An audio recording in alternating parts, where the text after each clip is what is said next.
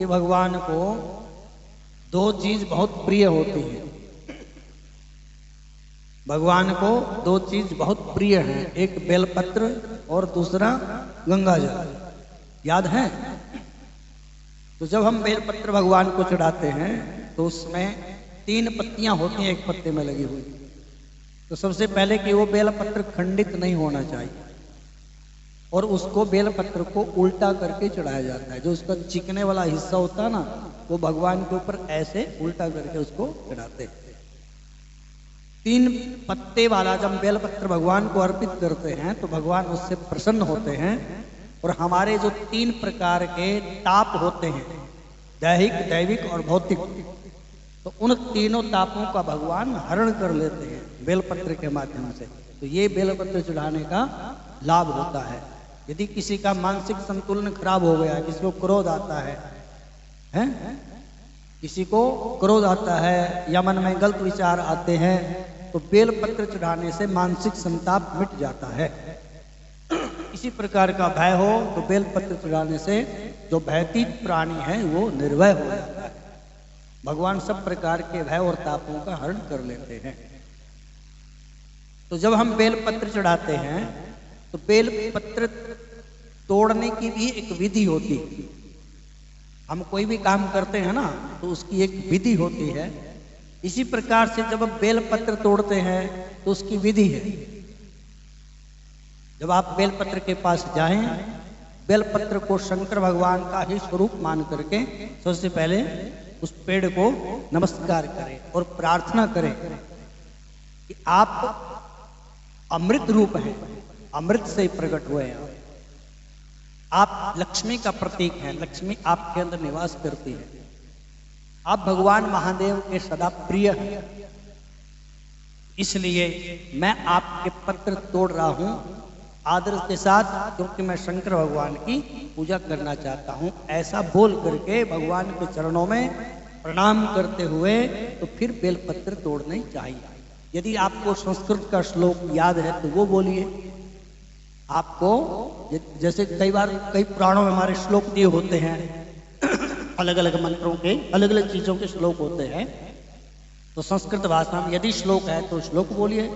अमृतोद्भवा श्रीवृक्षा महादेव प्रिय सदा तव गृहाणि तव पत्राणि शिव पूजार्थम आदरात। इसका मतलब यही है जो हमने अभी आपको बताया कि हम आपके पत्ते लेना चाहते हैं, आदर के साथ भगवान महादेव की पूजा करना चाहते हैं। आप महादेव के प्रिय हैं, इसलिए हमें आज्ञा प्रदान करें। ऐसे नमस्कार करके तब वो बेलपत्र तोड़ना चाहिए। टहनी नहीं तोड़नी चाहिए, एक एक पत्ता तोड़िए। जूते डाल करके नहीं तोड़ने चाहिए। कईयों को हम देखते हैं सीधे आए और बेलपत्र के पास गए, जूते ऐसे डाले, न नमस्कार न प्रणाम किया, ऐसे सीधे बेलपत्र तोड़ के ले आए। ऐसे नहीं होता है, उसकी एक विधि होती है। नमस्कार करो, प्रणाम करो, प्रार्थना करो, आज्ञा लो, फिर जूते उतारे हुए होने चाहिए आपके, तब बेलपत्र तोड़िए। और वो बेलपत्र इस प्रकार से तोड़ करके जब महादेव को समर्पित किया जाता है तो फिर उसमें वही गुण आ जाते हैं जो हम आपको बता रहे हैं। सब प्रकार के ताप और पापों का नाश हो जाता है जो बेलपत्र भगवान को चढ़ाता है। बोलो शंकर भगवान की जय। तो आज के दिन जो शिवरात्रि है, शिवरात्रि में तो बड़ा विशेष महत्व होता है। गंगा जल चढ़ाने का, बेलपत्र चढ़ाने का, भगवान को चंदन लगाने का। तो अपने अपने भाव से आप सब लोग पूजा भी करते हैं। तो शंकर भगवान के जो प्रिय व्रत हैं उनमें एक है शिवरात्रि का व्रत, और शिवरात्रि के व्रत से भगवान बड़े प्रसन्न हो जाते हैं। बोलो शंकर भगवान की जय। हर हर महादेव। तो अब जो भगवान की कथा हम सुनने जा रहे हैं उसमें विशेष करके जब नारद जी ने प्रश्न किया और उसके बाद सूत जी महाराज के आगे ऋषियों ने प्रश्न किया है कि हम आपसे महादेव के चरित्र सुनना चाहते हैं, तो उसमें जो हम कथा कर रहे थे कि दक्ष की जो बेटियां थी उन्होंने कुछ का विवाह धर्म के साथ कर दिया था, कुछ कश्यप ऋषि को दी और अग्नि देवता को दी और पितृ देवताओं को दी। तो उनकी एक जो सबसे छोटी बिटिया थी उसका नाम था सती। तो सती का विवाह उन्होंने शंकर भगवान के साथ कर दिया। तो इसका चरित्र अब ऋषि भगवान सूत जी महाराज के मुखारविंद से सुनना चाहते हैं। और नारद जी महाराज अपने पिता से यही प्रश्न करते हैं कि हे पिताश्री, हमें भगवान महादेव और सती का चरित्र सुनाएं। बोलो शंकर भगवान की जय। हर हर महादेव, हर हर।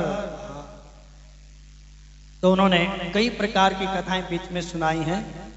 संध्या का चरित्र सुनाया है, कामदेव का चरित्र सुनाया है, और उसके बाद कामदेव का चरित्र सुनाया है। और वही संध्या जब अरुंधति बन के प्रकट होती है, वो वशिष्ठ जी महाराज की धर्मपत्नी बनती है। अनेक प्रकार के चित्र सुनाए। अब ब्रह्मा, विष्णु और महेश, ये जो भगवान की तीन शक्तियां हैं, शंकर भगवान सती के साथ और भगवान नारायण लक्ष्मी के साथ, ब्रह्मा जी सावित्री के साथ अपनी अपनी शक्ति का अपनी अपनी शक्ति का सहयोग लेकर के सृष्टि की रचना करते हैं, पालन करते हैं और संहार करते हैं। भगवान शक्ति के बिना कुछ नहीं कर सकते। इसलिए उन्होंने कहा कि हम आपसे सती चरित्र सुनना चाहते हैं, क्योंकि लक्ष्मी मिल गई भगवान नारायण को और सावित्री मिल गई ब्रह्मदेव को, और शंकर भगवान का अभी विवाह नहीं हुआ था।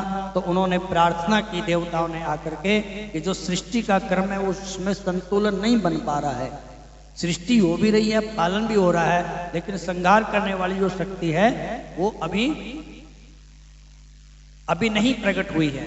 अब क्या करना चाहिए, क्योंकि शंकर भगवान योगी हैं और वो समाधि लगा करके बैठे हुए हैं। जब उनका विवाह होगा तब जा करके आगे काम चलेगा। तो देवताओं ने मिलकर के जब ब्रह्मा और विष्णु के आगे ये प्रश्न किया, तो ब्रह्मा जी ने अपने पुत्र दक्ष से कहा कि आप भगवती माता को प्रसन्न कीजिए, भक्ति माता को प्रसन्न कीजिए, और भक्ति माता जब प्रकट होंगी तो भक्ति माता से वरदान मांगना कि हे माँ, हम आपको अपनी पुत्री के रूप में देखना चाहते हैं। बोलो शंकर भगवान की जय। तो दक्ष महाराज जी ने भगवती माता की खूब आराधना की, तपस्या की भगवती माता को प्रसन्न करने के लिए। भक्ति माता उनके आगे प्रकट हुई और भगवती माता के चरणों में उन्होंने प्रणाम किया। तो माता कहती हैं, माता से उन्होंने कहा कि हे माँ, हम आपको अपनी पुत्री के रूप में देखना चाहते हैं। बोलो जय सिया राम।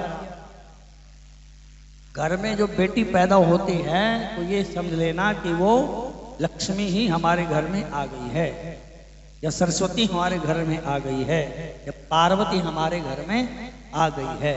तो दक्ष महाराज ने जब तपस्या की, भगवती माता के दर्शन हुए, माता ने बोला कि वरदान मांगो। भगवती माता से उन्होंने क्या वरदान मांगा कि आपको हम अपनी पुत्री के रूप में देखना चाहते हैं। तब उनके घर में सती प्रकट हुई थी। तो सती जब प्रकट हुई, भगवान शिव की अर्धांगिनी है, तो जन्म जन्मांतर का इनका संबंध है। तो उन्होंने भगवान महादेव को प्रसन्न करने के लिए कठोर तप किया, क्योंकि तप से ही भगवत प्राप्ति होती है। यदि हम तप नहीं करेंगे, तपस्या नहीं करेंगे, तो किसी प्रकार की कोई घटना जीवन में नहीं घटेगी। किसी भी काम को प्राप्त करने के लिए तप करना पड़ेगा। आप फैक्ट्री चलाते हैं तो फैक्ट्री चलाने के लिए भी तपस्या करनी पड़ेगी ना। तपस्या का मतलब कठोर परिश्रम, ठीक है। ये नहीं सुनना कि आंखें बंद करके बैठ जाए और फैक्ट्री चल जाएगी। बोलो जय सिया राम। बात समझिए। जैसे विद्यार्थी पढ़ने वाला होता है तो उसको भी तपस्या करनी पड़ती है। तपस्या का मतलब जो वो पढ़ रहा है वो उसकी क्या है, वो तपस्या। माता पिता अपने बेटा बेटी को अच्छे संस्कार देते हैं, उनकी पढ़ाई लिखाई अच्छी करवाना चाहते हैं, तो अपने बेटा बेटी के पालन करने में वो खूब तप करते हैं, तपस्या करते हैं, मतलब वो खूब परिश्रम करते हैं। तो यदि हम किसी भी कार्य की सिद्धि को प्राप्त करना चाहते हैं तो उसके लिए तपस्या करनी पड़ेगी। तो सती को पता है कि महादेव बिना तप के अब हमें प्राप्त होने वाले नहीं हैं। तो सती ने भगवान महादेव को प्राप्त करने के लिए अनेक प्रकार के तप किए, और तप करने से उनकी तपस्या इतनी बढ़ गई, इतनी बढ़ गई कि देवता लोग प्रसन्न हुए। देवता लोग भगवान ब्रह्मा जी के पास गए और ब्रह्मा जी विष्णु के पास गए। मिल करके सबने शंकर भगवान की प्रार्थना की। अब सब मिल करके पहुंचे भगवान के पास। तो जब हम किसी से कुछ प्राप्त करना चाहते हैं ना, जैसे किसी से आपने कुछ लेना है, तो सबसे पहले उसकी प्रशंसा करनी चाहिए। बोलो जय सिया राम। नहीं करेंगे, जब तक किसी की प्रशंसा नहीं करेंगे, स्तुति नहीं करेंगे, तब तक नहीं कुछ बात बनेगी। पहले खूब उसको खुश कीजिए। तो भगवान महादेव के चरणों में देवताओं ने मिल करके शंकर भगवान की स्तुति की। सृष्टिकर्ता बहुत ब्रह्मा हरि पालन कारक लयकारी भविष्यामि रुद्रूपो गुणाकृति। हे प्रभु, आपने पहले जब भगवान प्रकट हुए ना, पहली बार आपने पहले प्रकट होकर के हमें कहा था कि ब्रह्मा जी सृष्टि करेंगे, विष्णु भगवान पालन करेंगे और हम इस पृथ्वी के ऊपर संहार शक्ति के रूप में रहेंगे, यानी संहार करेंगे। ऐसा आपने पहले बोला था। इसलिए हम चाहते हैं कि आप विवाह करें और इस कार्य को खूब आगे बढ़ाएं। तो ब्रह्मा जी ने मिलकर के विष्णु के साथ मिलकर के सारे देवी देवताओं के साथ भगवान की खूब स्तुति की, प्रार्थना की। यथा पद्मालया विष्णु सावित्री च यथा ममा तथा सहचरीन संभव कांता ग्रीष्म संप्रति। भगवान महादेव बैठे हुए हैं आंखें बंद करके। भगवान महादेव आंखें बंद करके बैठे हैं, उनकी स्तुति को सुन रहे हैं। और देवता लोग हाथ जोड़े भगवान महादेव के चरणों में खड़े हुए हैं और देवता लोग प्रणाम करते। ब्रह्मा जी नारद जी को बता रहे हैं कि हे पुत्र, यथा पद्मालया विष्णु सावित्री च यथा ममा। जिस प्रकार से नारायण भगवान को लक्ष्मी प्राप्त हुई, जैसे नारायण भगवान को लक्ष्मी प्राप्त हुई है, और मुझे ब्रह्मा कहते हैं कि मुझे सावित्री प्राप्त हुई है, तथा सहस्रम संभव कांताम ग्रीष्म संप्रति।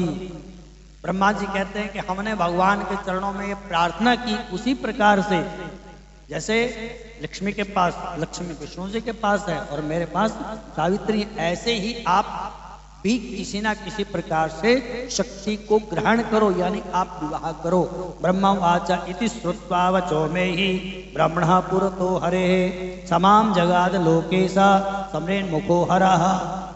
जब हमने इस प्रकार से भगवान की अनेक प्रकार से स्तुति की, तो विष्णु भगवान की और मेरी स्तुति सुन करके शंकर भगवान ने आंखें खोली।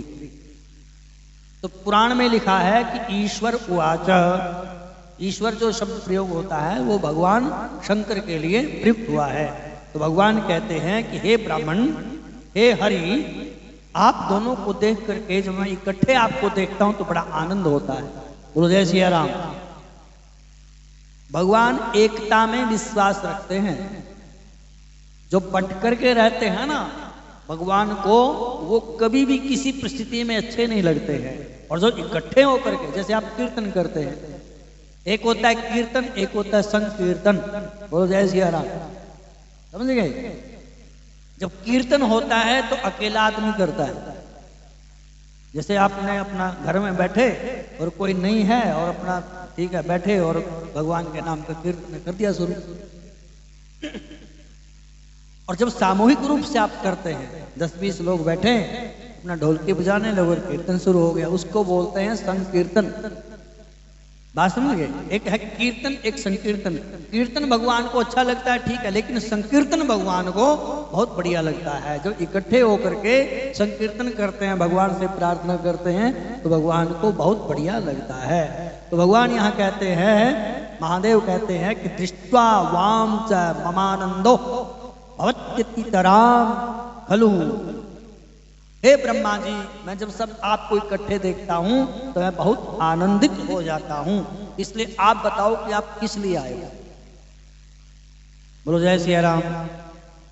भगवान का एक नाम है अंतर्यामी। क्या नाम है?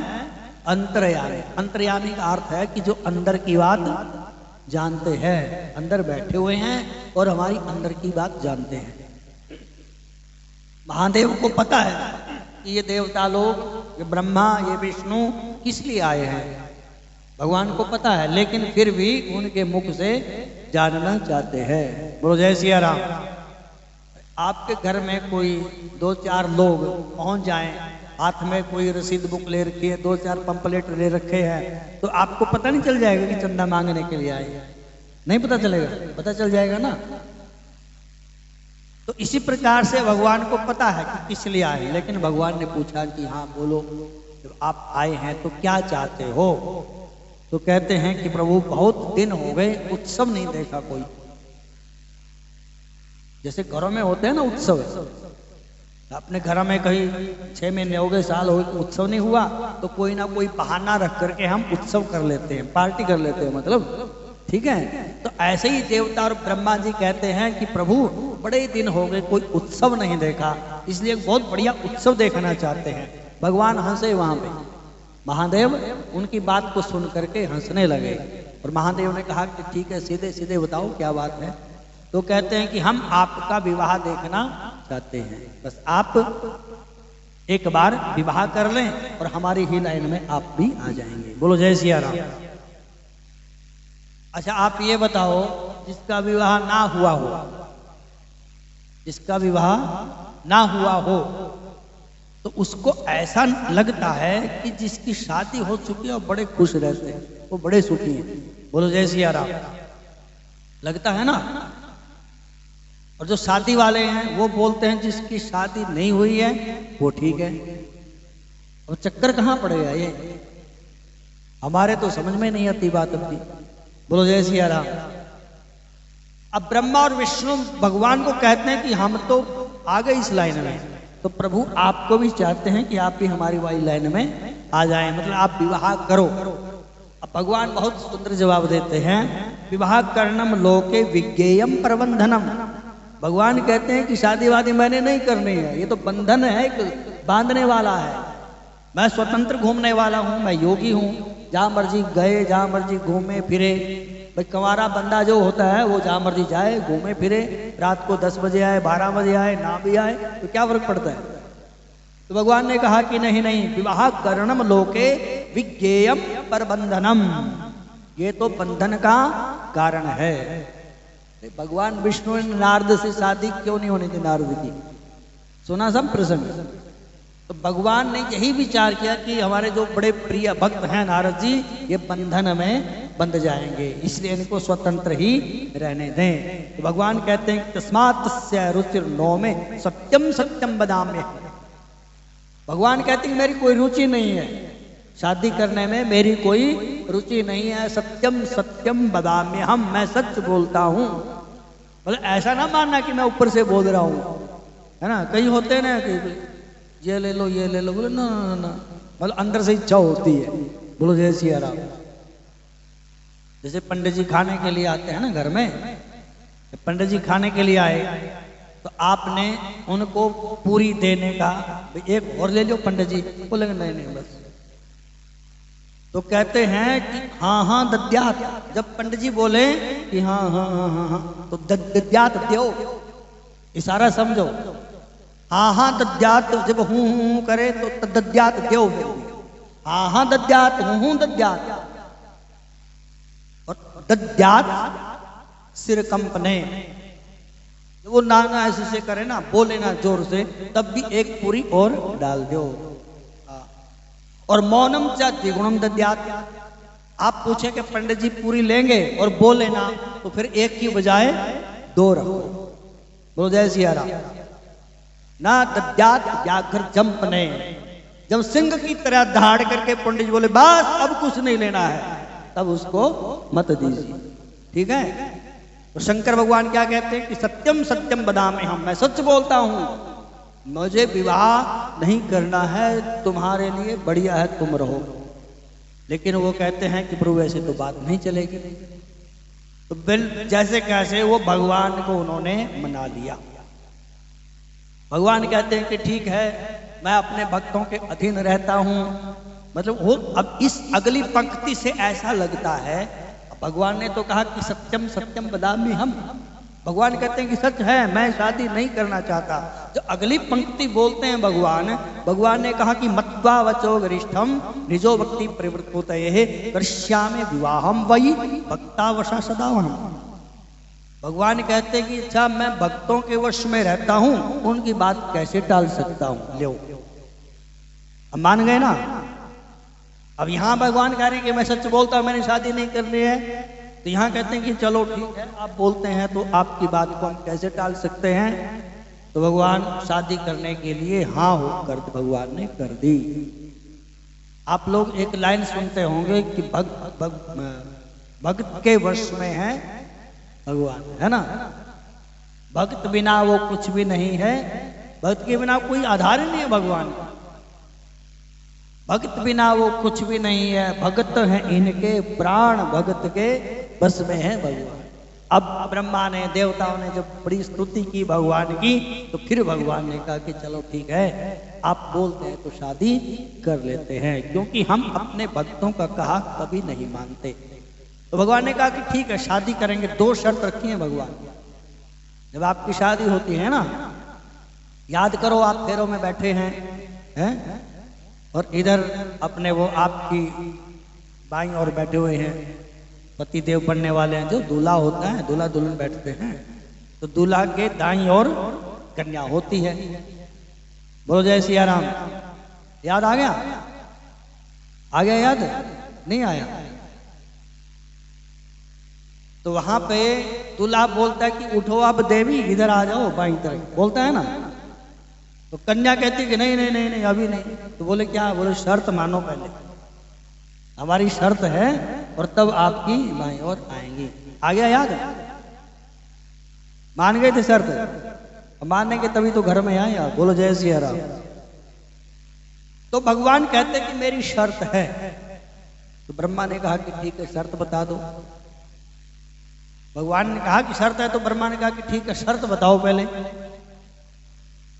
तो भगवान कहते हैं उनको, ब्रह्मा जी को, कि मेरी शर्त सुनो पहले। योग युक्त मयि तथा योगिन्ये भविष्यति कामासक्ते मयि यथा कामिन्ये भविष्यति। मैं योगी हूं, जब मैं योगी बनूंगा तो मेरी तरह योगी नहीं बन करके रहे। बात समझ गए? मतलब जब भगवान के भजन करने के लिए हम बैठे हैं तो वो भी भगवान के भजन में लग जाए। और कामासक्ते मयि तथा कामिन्ये भविष्यति। और यदि हम संसार के कामों में लगते हैं तो वो भी संसार के कामों में लग जाए। ये मेरी पहली शर्त है। भगवान ये कहना चाहते हैं कि मेरे अनुरूप कन्या होनी चाहिए। तो ब्रह्मा ने कहा कि आपके अनुरूप हमने देख रखी है। ब्रह्मा जी कहते हैं कि आप जो बोल रहे हैं ना वो हमने देख रखी है, बढ़िया लड़की। तो भगवान ने कहा कि दूसरी शर्त सुनो। तो वो कहते हैं कि तत्प्राप्येकम पणम में त्वम शृणु ब्रह्मंच माम प्रति। हे ब्रह्मा ये सुनो मेरी प्रतिज्ञा, मतलब मेरी जो शर्त है वो सुनो कि आश्विमासो मधुक्ते चेन मया त्यक्त्वा भविष्यति। भगवान कहते हैं कि यदि वो मेरे वचनों पर कभी संदेह प्रकट करेगी तो मैं उसका त्याग कर दूंगा। बोलो जय सिया राम। होगी शर्त पूरी? तो ब्रह्मा ने कहा कि ठीक है। अरे जिसकी शादी करवानी होती है ना, जो बचोलिया होता है ना, समझ गए, वो किसी ना किसी प्रकार से जुगाड़ लगा करके जो लड़की वाले होंगे उसको बचाएगा लड़के के गुण जा करके। और दक्ष को बताया कि महादेव वो भगवान हैं, उनके साथ शादी करो। अरे ऐसा दूल्हा कहीं मिलेगा? बोलो जय सिया राम। और शंकर भगवान को सती के सारे गुण बता दिए। हमने आपके लिए बहुत बढ़िया लड़की देख रखी है, बहुत सुंदर कन्या है, दक्ष की बेटी है, और आपको चाहते हमारा विवाह कर लो। तो शंकर भगवान ने जब शर्त रखी तो वो शादी करने के लिए वहां पे तैयार हो गए। बोलो जय सिया राम। सती ने खूब भगवान को प्रसन्न करने के लिए तप किया और तब उनके चरम सीमा पर पहुंचा। आकाशवाणी हुई कि तुम्हें शंकर भगवान पति रूप में प्राप्त होंगे। बोलो जय सिया राम। आप लोग जब हम शंकर भगवान के विवाह की कथा सुनते हैं तो 2 शादियां भगवान की मुख्य हैं। वैसे तो 108 हुई हैं। कितने हो गए? कितने ब्याह हुए भगवान के? 108। ध्यान से सुना करो। तो उनमें 2 मुख्य हैं, एक सती का विवाह और एक पार्वती का विवाह। 2 मुख्य है ना उसमें। तो शंकर भगवान अब पहली बार जब सती से शादी करते हैं, विवाह करते हैं, तो सती भी भगवान को प्राप्त करने के लिए तप करती है और पार्वती भी भगवान को प्राप्त करने के लिए तप करती है। तो सती का जब तप पूर्ण हो गया तो उसके बाद भगवान महादेव शादी करने के लिए उनके साथ तैयार हो गए। तो खूब वहां पे जश्न हुआ और कुल मिलाकर के भगवान महादेव का विवाह सती के साथ हो गया। बोलो जय सिया राम। सती और भगवान महादेव कैलाश में आए और कैलाश में आकर के अनेक प्रकार के चरित्र भगवान ने किए। सती भगवान की सेवा करती है और भगवान महादेव राम नाम का जप करते हैं, कभी समाधि में खो जाते हैं, कभी अनेक प्रकार के चरित्र करते हैं। इस प्रकार से उनका समय बीत रहा था।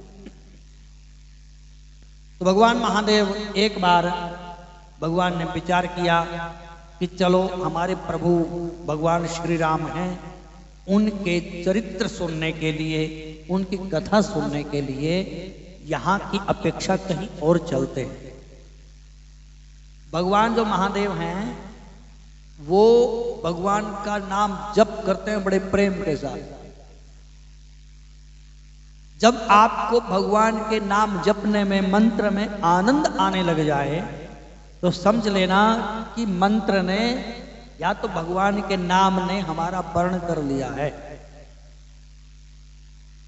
जैसे आप मंत्र का वर्ण करते हैं, कोई मंत्र आप जप करते हैं, राम राम बोलते हैं, हरे कृष्णा बोलते हैं, ओम नमः शिवाय बोलते हैं, तो आपने तो मंत्र का वर्ण कर लिया, ठीक है। तो क्या मंत्र ने भी आपका वर्ण कर लिया है? नहीं समझे बात? भाई आपको मंत्र बोलना अच्छा लगता है, मंत्र आपको आनंद देता है, ठीक है।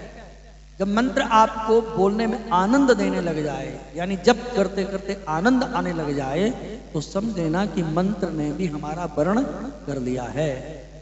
हमें मंत्र अच्छा लगता है, क्या हम भी मंत्र को अच्छे लगते हैं, ये मतलब है बस। तो जब जब करते करते आनंद आता है तो समझ लो कि मंत्र ने हमारा वर्ण कर लिया है। मंत्र हमें ठीक लगता है तो हम भी मंत्र को ठीक लगने लग गए हैं। और जब ऐसा होता है तो समझ लो भगवत प्राप्ति में कोई देर नहीं है, ये होता है। लक्ष्मण ने भगवान से पूछा कि प्रभु हमने सुना कि आप भक्तों के बस में रहते हैं। उन्होंने कहा कि हाँ वो तो रहते हैं। बोलो कैसे भक्त होते हैं वो? तो भगवान कहते हैं लक्ष्मण को कि सुनो, जो मेरे गुणों का गान करता है। भगवान के अनेक, जैसे हम चरित्र बोलते हैं, भगवान के गुण हैं। भगवान भक्त वत्सल हैं, शरणागत वत्सल हैं, कर्पूर गौर हैं, करुणा के अवतार हैं, अपने भक्तों के मनोरथ को पूर्ण करते हैं। तो इस प्रकार से हम भगवान की जब कथा सुनते हैं, कथा सुनाते हैं, तो कथा सुन करके जो रोमांचित हो जाता है, भगवान कहते हैं, और गुण गाते गाते जिसका कंठ अवरुद्ध हो जाता है। कंठ अवरुद्ध होता है, शरीर रोमांचित हो जाए, कंठ अवरुद्ध हो जाए और नेत्रों से आंसू भगवान को आने के लिए, उनके प्रेम आंसू जब गिरते हैं, तो समझ लेना कि अब भगवान हमारे बस में हो गए हैं। तो भगवान कहते हैं कि मम गुण गावत पुलक शरीरा, गद गद गिरा नयन बह नीरा, काम आदि मद दम्ब न जाके, तात निरंतर बस में ताता। राम जी कहते हैं कि मम गुण गावत पुलक शरीरा, जिसका, मेरे गुण गाते गाते जिसका शरीर पुलकित हो जाता है, रोमांचित हो जाता है। गदगद गिरा, जिसका कंठ अवरुद्ध हो जाता है। और नयन बह नीरा, आंखों से, नेत्रों से प्रेम अश्रु टपकने लग जाते हैं। काम आदि मद दम्ब न जाके, और ऐसा करते करते जब उसके काम, क्रोध, लोभ, मद, मत्सर, पाखंड उसके बीच में से खत्म हो जाता है, ऐसा जो मेरा भक्त है, काम आदि मद दम्ब न जाके, तात निरंतर बस में ताके, फिर मैं उसके बस में रहता हूं। और एक दो घड़ी के लिए नहीं, फिर जब बुलाया निरंतर, भगवान कहते हैं तात निरंतर बस में ताके, फिर मैं उसके बस में रहता हूं। तो भगवान महादेव भगवान राम के नाम का जप करते हैं आनंद के साथ। मतलब जैसे ही भगवान महादेव ने श्री राम जी का नाम लिया, उस मंत्र का, उस पवित्र नाम का वर्ण किया, उसी समय भगवान के नाम ने भी शंकर भगवान का वर्ण कर लिया। और भगवान को इसलिए भगवान के राम नाम जपने में आनंद आता है। तो राम नाम जपते हैं। जब उनकी समाधि खुल जाती है तो फिर भगवान की कथा सुनते हैं और या तो कथा सुनाते हैं। दो ही काम है उनके। कोई सुनने वाला मिल जाए तो सुनाने लग जाते हैं, और कोई सुनाने वाला मिल जाए तो सुनने लग जाते हैं। तो उन्होंने सती को कहा कि सती आओ, तुम्हें हम कथा सुनाते हैं। सती जो है वो कथा में थोड़ा कम विश्वास करती। बोलो जय श्री राम। जो माताएं कथा में विश्वास कम करें तो समझ लेना कि वो सती की सहेली हैं। बोलो जय श्री राम। और जो कथा सुनने में मन लगाए तो वो किसकी सहेली हैं? तो पार्वती की सहेली है। ये समझ लेना। तो सती का कथा में थोड़ा कम मन लगता है। भगवान ने विचार किया, हो सकता है मैं जो कथा बोलता हूं इसके ना समझ में आती हो। बात समझ गए भाई? मैं जो बोलूं हो सकता है मेरे अंदर ना श्रद्धा हो। जैसे आपके पतिदेव बोले कि आओ बैठो हम आपको कथा सुनाते हैं, तो कौन कौन सुनेगा? सुनेगा कोई? क्या चक्कर में पड़ गए? आपके पतिदेव बोले कि आओ, पहले बात तो क्यों डरते हो? कहां बोलने वाले हैं वो? मान लो कभी ऐसा हो जाए कि आओ हम तुम्हें कथा सुनाते हैं, तो क्या बोलेंगे आप? बस बस बैठे रहो, कथा सुनाने चले। क्या सुनेंगे? ऐसे ही बोलेंगे ना। तो सती कहां सुनती है कथा भगवान से? तो बोले मैं सब जानती हूं, तुम्हारी कथा मैं सब जानती हूं, जैसे तुम सुनाते, तुमको कुछ पता नहीं है। यही बोलती है, तुम तो अंगूठा छाप हो। मुख्यमंत्री भी होगा कोई, अब तो कंवारे बनने लगे मुख्यमंत्री भी। बोलो जय सिया राम। तो कोई बड़ा अधिकारी होगा तो उसकी बाहर तो जितना मर्जी रोब झाड़े वो, लेकिन घर वाले के पास क्या बोलेगा वो? बोलेगा कुछ? हिम्मत है उसकी? जब शंकर भगवान ही नहीं बोलते हैं। शंकर रामायण में चुपाई है कि नारी विवश सब नारी विवश नर सकल गोसाई, नाचत नट मरकट की नाई। जैसे मदारी होता है ना, बंदर को नचाता है। देखा बंदर बंदरिया का तमाशा आपने? उसको बोलता रामलाल, वो खड़ा हो जाता है एकदम दो पैरों पे, लाठी फेंकता उसकी तरफ और ऐसे डंडा रख लेता है। ससुराल जाएगा? देखा है? और वो बोलता है नहीं जाऊंगा, ऐसे गर्दन हिलाता है और एक डंडा पूंछ पे मारता है उसके, फिर बोलता है हाँ जाऊंगा। अब ससुराल क्यों नहीं जाना चाहता? क्योंकि घर वाली आ जाएगी, फिर वही दशा हो जाएगी। बोलो जय सिया राम। नारी विवश नर सकल गोसाई, नाचत नट मरकट की नाई। मरकट बोलते हैं बंदर को, नट बोलते हैं मदारी को। जैसे मदारी अपने बंदर को नचाता है, वैसे ही औरत भी पुरुष को नचाती है। भगवान महादेव सब जानते हैं। तो भगवान महादेव ने विचार किया कि चलो हमारी कथा इसको अच्छी नहीं लगती, किसी दूसरे कथावाचक के पास ले चलते हैं। ऐसा सोच करके शंकर भगवान दक्षिण भारत में अगस्त मुनि के आश्रम में कथा सुनने के लिए चले दोनों। और बात कब की है? त्रेता युग की बात है। तुलसीदास जी ने रामचरितमानस में बहुत सुंदर वर्णन किया है इसका कि एक बार त्रेता युग माही, शंभु गए कुंभज ऋषि पाई, संग सती जग जननी भवानी, पूजे ऋषि अखिलेश्वर जानी। भगवान महादेव के साथ सती भगवान की कथा सुनने के लिए गई, और जैसे ही आश्रम में पहुंच गई, जैसे आश्रम में पहुंची तो शंकर भगवान और सती को देख करके अगस्त मुनि खड़े हो गए। अगस्त मुनि खड़े हो गए, महादेव हमारे आश्रम में, हमारे घर में कोई बड़ा आदमी आ जाए तो तो हम कभी सोफा साफ करेंगे, कहाँ बैठाए, कहाँ उठाए, क्या पिलाए, क्या खिलाए इनको, है ना। तो महादेव को देख करके जो जगत के मालिक हैं, त्रिलोकीनाथ हैं, ऐसे महादेव माता सती के साथ जब वहां पहुंचे तो पूजा की थाली लेकर के आगे बढ़े कुंभज ऋषि अगस्त मुनि, और भगवान महादेव के चरण धुलाए, उनको तिलक किया, माला डाली, खूब उनका सत्कार किया, पूजा की। तो उनकी पूजा इसलिए की कि ये भगवान हैं और हमारे घर पर पहुंचे। तो ऋषि ने भगवान महादेव की पूजा उनको भगवान मान करके की, लेकिन सती ने इसका गलत अर्थ लगा लिया। बोलो जय सिया राम। सती ने विचार किया कि ये कैसा कथावाचक है, ये क्या कथा सुनाएगा। कथावाचक की तो पूजा करते हैं, कथावाचक जो कथा बोलने वाला होता है उसे गले में माला डालते हैं, नहीं। आप बाहर से आए और हम आपके लिए माला गले में डालें, आपको तिलक करें, आपके चरण स्पर्श करें, तो अच्छी बात नहीं है ना। ये तो साधारण श्रोता के लिए है, लेकिन यदि भगवान हमारे पास आ जाएं तो हम खड़े नहीं होंगे, होना चाहिए, क्योंकि भगवान आए हैं। तो ऋषि ने तो महादेव को, शंकर को भगवान समझ करके उनकी पूजा की, लेकिन सती ने गलत अर्थ लगा लिया कि जो वक्ता होता है वो कभी श्रोता की पूजा नहीं करता, ये क्या कथा सुनाएगा हमें बाबा। तो इसलिए जो कथावाचक है उसमें से श्रद्धा खत्म हो गई। बोलो जय सिया राम। और जब श्रद्धा खत्म हो जाती है श्रोता के अंदर से, फिर उसकी कथा अच्छी नहीं लगती है। लगेगी अच्छा? आपको हमारी कथा इसलिए अच्छी लग रही है कि आपकी हमारे प्रति श्रद्धा है।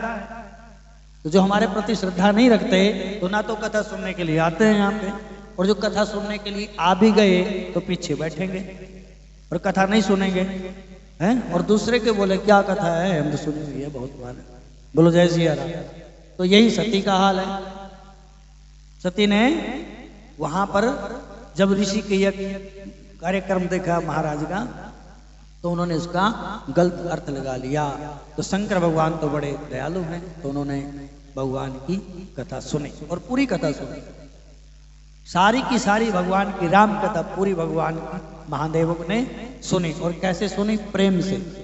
राम कथा मुनि बरज बखानी, राम कथा पूरी सुनाई और सुनी महेश परम सुख मानी, बहुत सुख के साथ, आनंद के साथ कथा को सुना। तो सती ने कथा नहीं सुनी।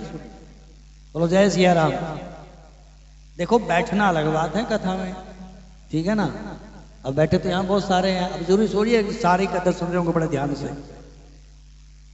तो कथा शिव पुराण में लिखा है कि जब अगस्त मुनि कथा सुनाते थे ना, तो दोनों कान में उंगली डाल देती थी ऐसे।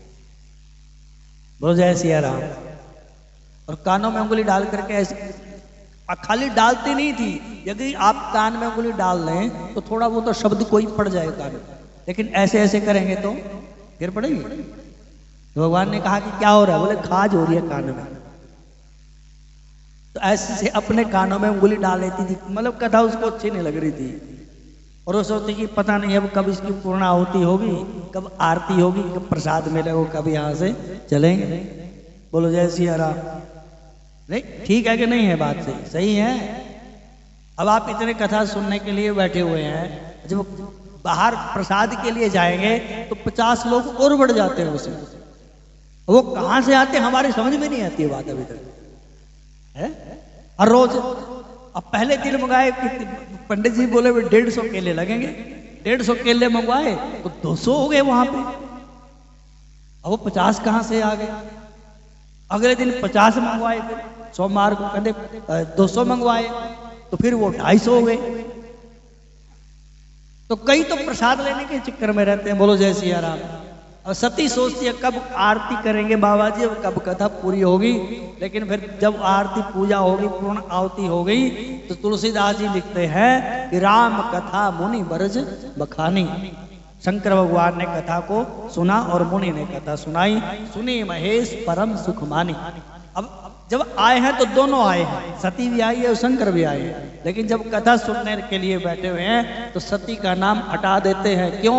क्योंकि उसने कथा सुनी नहीं है, तो उसका नाम क्यों रखें? तो सुनी महेश, शंकर भगवान ने कथा सुनी और सती ने कथा नहीं सुनी, इसलिए नाम ही उसका काट दिया कि इस श्रोता में इसका नाम कट करो। शंकर भगवान ने बड़ी प्रेम से कथा सुनी और शंकर भगवान अब कहते हैं कि महाराज आपने बड़ी सुंदर भगवान की कथा सुनाई। भगवान की कथा जहां भी होती है हनुमान जी वहां पर पहुंच जाते हैं, होते हैं ना। तो हनुमान जी कौन है? यदि हम मूल में देखें हनुमान जी को तो हनुमान जी शंकर का ही रूप है। शंकर ही हनुमान बन करके आ गए। हनुमान जी, शंकर भगवान ने विचार किया कि वैसे तो भगवान हमसे सेवा लेते नहीं हैं, तो इसलिए अपना रूप बदल करके राम जी की सेवा में पहुंच जाते हैं। तो शंकर भगवान जब चले वहां से कि हम रूप बदल लेते हैं, तो पार्वती ने हाथ जोड़ लिए कि महादेव कहाँ चले? बोले शंकर जी की सेवा में जा रहे हैं। बोले हम भी चलेंगे। पार्वती कहती हम भी चलेंगे। तो भगवान ने कहा कि तुम क्या करोगी? जो सेवा करूंगा आधा फल वैसे ही मिल जाएगा तुमको। बोलो जय सिया राम। भाई घर वाला जो काम करता है पूजा पाठ है तो आपको आधा फल मिल जाता है, मिल जाता है? अरे नहीं मिलेगा, ये कहने की बात है, वहम में रहना मत कि वो पति देव करेंगे तो हमको आधा फल मिल जाएगा। ऐसे नहीं मिलता है। वो तो तब मिलेगा जब आप पति को परमात्मा का रूप मानेंगे, हैं? ठीक है। वो कुछ भी बोले तो हाँ जी, बस हाथ जोड़ करके हाँ जी। जैसे अभी 6:45 बजे है तो पति देव बोलेंगे हाँ 8 बज गए देवी, और तुम बोलेंगे दिमाग ठीक है, घड़ी देखो। जब आपने ये बोल दिया तो फिर आधा फल नहीं मिलेगा। जब आप उनकी हाँ में हाँ मिलाएंगे, हाँ महाराज 8 बज गए हैं, मतलब 5 मिनट आगे ही बोलो है, तो फिर आपको आधा फल मिलेगा। तो ऐसा करता है कोई? है? फिर कहां मिलेगा आधा फल? अब पार्वती तो भगवान के साथ बहुत प्रेम करती है, वो तो हाँ जी बस हाथ जोड़ करके रहती है, कोई शंका नहीं करती। तो पार्वती कहती कि मैं भी चलूंगी। भगवान ने कहा कि तुम ठहरो ना यहीं पे, आधा फल वैसे मिल जाएगा। बोले नहीं नहीं, आपके बिना हमारा मन नहीं लगता। बोलो जय सिया राम। यहां पत्नी के बिना मन लगता है। और पार्वती कहती है, पत्नी बोलती आप जब घर में रहते हैं ना तो दिमाग खराब हो जाता है, जाओ आप यहां से बाहर। रसोई में बढ़ गए तो फिर और भी परेशानी आपके लिए। आप भोजन बना रहे हैं ना, यदि घर में रसोई में आ गए तो फिर आप भूल जाते हैं सारों को, तो बाहर चलो वहां बैठो। बोलो जय सिया राम। तो पार्वती कहती है कि नहीं प्रभु मैं भी चलूंगा। तो भगवान ने कहा कि चलो, आप नहीं मानती तो चलो ठीक है। कथा समझ में आ रही है? हाँ जरूर आएगी, अपनी कथा है। जय सिया राम। तो पार्वती को भगवान ने कहा कि कैसे चलोगे? बोले मैं आपकी पूंछ बन जाती हूं। तो हनुमान जी के जो पूंछ है वो पार्वती का रूप है। बात समझ गए? अब जब लंका में आग लगाई हनुमान जी ने तो किसके माध्यम से लगाई थी? पूंछ है, पूंछ के माध्यम से लगाई थी ना। अब पार्वती को बड़ा गुस्सा था। किस लिए? पार्वती को यह गुस्सा था कि ये लंका तो मेरे लिए मेरी थी। आपने कथा सुनी है? और पार्वती ने कहा कि प्रभु छोटा मोटा घर बना लो कोई। तो भगवान ने कहा कि छोटा मोटा तुम बढ़िया बनाते हैं, और विश्वकर्मा जी को बुलाया और सोने की लंका तैयार कर दी। तो बोले अब गृह प्रवेश करवाना पड़ेगा, पंडित जी को बुलाओ। तो भगवान ने कहा कि हमारा एक चेला है बहुत बढ़िया, सस्ते में काम कर देगा, बुला लेते हैं। और रावण को बुला लिया। बात समझ गए? भगवान महादेव के बहुत सारे चेले हैं और ऐसे ऐसे हैं कि पूछो मत। तो भगवान महादेव कहते हैं कि हमारा एक चेला है, थोड़े में ही मान जाएगा। भाई अब तो कहां से देंगे इतनी दान दक्षिणा? तो पार्वती कहती कि ठीक है। तो रावण को बुला लिया। तो रावण ने बड़ी खूब वहां पर पूजा की, बड़ा विद्वान था, बड़े वेद के मंत्र बोलता था वो, और इतनी बढ़िया पूजा की, इतनी बढ़िया पूजा की कि महादेव प्रसन्न हो गए। और आपको पता है महादेव से कुछ भी मांगो वो जवाब तो देते नहीं है, ऑर्डर धानी है। तो भगवान ने कहा कि बोल क्या चाहिए, हम बहुत खुश हैं। रावण कहता प्रभु सोच लूं थोड़ा सा। तो बोले सोच लो, सोच विचार करके मांगो। तो अब उसने सोच लिया। भगवान बोले सोच लिया? बोले हाँ सोच लिया। तो रावण कहता है कि ये घर ही दे दो, दान कर दो। बोलो जय सिया राम। और भगवान तो वचन दे चुके थे। तो भगवान ने तो दे दिया, लेकिन जो पार्वती है अब उसको के दिल पे क्या गुजरी होगी है पता है। तो उसने मन ही मन उसको शाप दे दिया कि तुम्हारी जो लंका हमारे लिए बनाई थी इसको ले लिया है तो ये जल करके राख हो जाएगी एक दिन। तो वही गुस्सा था पार्वती माता को, हनुमान जी की पूंछ बन करके आ गई और पूंछ के माध्यम से ही हनुमान जी ने सारी लंका को जला दिया। बोलो जय सिया राम। तो भगवान महादेव ने जब विचार किया कि राम जी की सेवा करना चाहते हैं तो हम अपना स्वरूप बदल लेते हैं, तो वो भगवान महादेव ही हनुमान का रूप धारण करके पहुंच गए। तो जो हनुमान जी हैं वास्तव में वो शंकर भगवान ही हैं, इसलिए शंकर भगवान और हनुमान जी दोनों ही कथा प्रेमी हैं, जहां कथा होती है वहां पर पहुंच जाते हैं। तो कथा सुनी अगस्त मुनि से महादेव ने, और महादेव ने कहा कि स्वामी जी आपने बहुत बढ़िया कथा सुनाई, तो आप गुरु दक्षिणा क्या लें, क्या गुरु दक्षिणा दें आपको। भाई गुरु दक्षिणा तो बनती है ना, अब खाम खाई में कथा चले सुन करके चले गए, इतनी अमूल्य कथा होती है भगवान। जो आपको हम कथा सुना रहे हैं ये कथा तो 50-50 लाख रुपए खर्च करके लोग सुनते हैं, नहीं सुनते। बोलो जय सिया राम। तो महादेव ने कथा सुने को बोले गुरु दक्षिणा, तो उन्होंने कहा कि हमें गुरु दक्षिणा में तो कुछ नहीं चाहिए, आपके पास जो राम की भक्ति है ना उसका मंत्र दे दीजिए बस। मतलब भगवान राम के चरणों की भक्ति हमें प्राप्त हो जाए। और शंकर भगवान ने राम के चरणों की भक्ति उनको दी और वहां से सती के साथ कथा सुन करके कैलाश पर चल पड़े कि देवी अब घर चलते हैं। सती ने कहा कि हाँ चलो चलो, वो तो पहले तैयार बैठी थी, जल्दी निकलो यहाँ से। बोलो जय सिया राम। तो शंकर भगवान और सती दोनों ही वहां से चले और शंकर भगवान के मन में ये विचार आया कि जिनकी हम कथा सुन करके आए हैं, राम कथा सुन करके आए हैं, तो भगवान राम जी के दर्शन हो जाए तो बहुत बढ़िया। भाई जो कथा सुनने का फल क्या है? कथा सुनने का फल है कि जिसकी हम कथा सुनते हैं उनके चरणों में हमारा प्रेम हो और उनकी कथा सुनने को, उनके दर्शन हमको हो जाए। तो ऐसा मन में विचार करके शंकर भगवान सती के साथ जा रहे हैं। तो यात्रा में आज रहने देते हैं, कल पहुंचा देंगे वहां पे, ठीक है। तो आज की कथा विश्राम लेती है, आगे की कथा हम कल सुनेंगे। बोलो शंकर भगवान की।